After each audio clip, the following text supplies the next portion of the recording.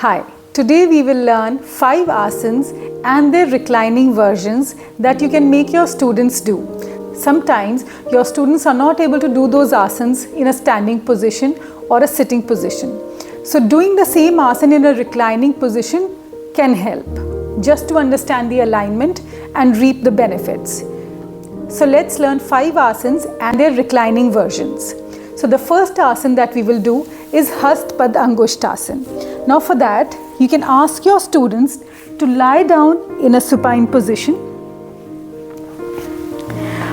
Then ask them to lift their right leg up, bend it from the knee and hold their right big toe. Now if they can't reach their big toe, you can always ask your students to use a strap. Then ask them to straighten their leg. If they can't, it's okay to keep a little bend in their knee. Now they can either stay here or try dropping their leg towards their right, keeping the alignment of the other side same. Once they are here, they can turn their head towards their left. Hold their pose for 10 counts or a few breaths, and while coming back, first turn your head back to the center, then lift your leg back to 90 degrees, bend it from the knee and then place it back on the mat. Repeat the same thing on the other side.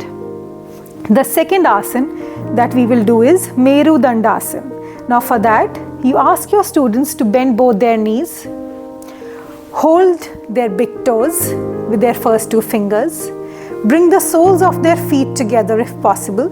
Now they can either stay here or try stretching their legs out as wide as possible. If their hamstrings are tight, they can keep their knees bent.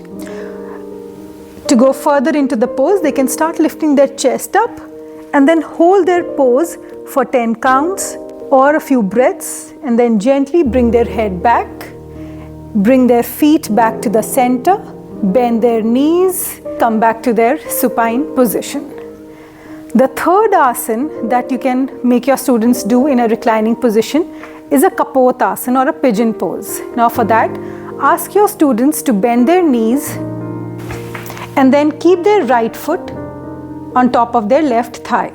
After this, ask your students to bring their left knee close to their chest, hold it with both their hands and then pull their leg towards their chest.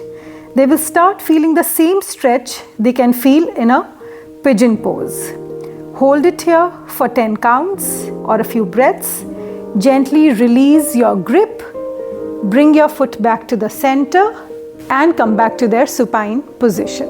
The fourth asana is the yogi squat or a malasana. Now for that, you ask your students to bring both their knees to their chest, then hold their big toes with their first 2 fingers. Try to bring their feet right above their chest and pull their knees down towards the mat.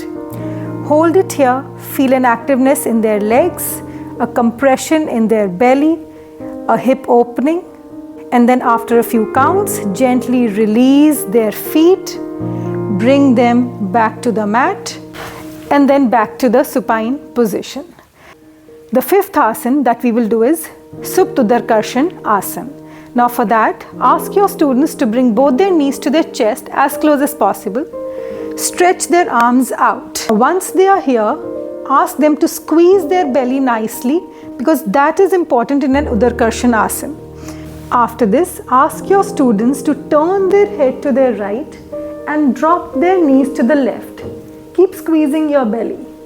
You can even hold your knees with your hand and pull them down. Hold it here for a few counts, feeling a twist in your spine, a compression in your belly, and then slowly come back to the center. Repeat on the other side. Hold it for a few counts, and then gently come back and back to your supine position. So this is how you can do these 5 asanas in a reclining position without worrying about your students getting injured. And as I always say, teach with patience in your mind and a smile on your face. It goes a long way. Happy teaching.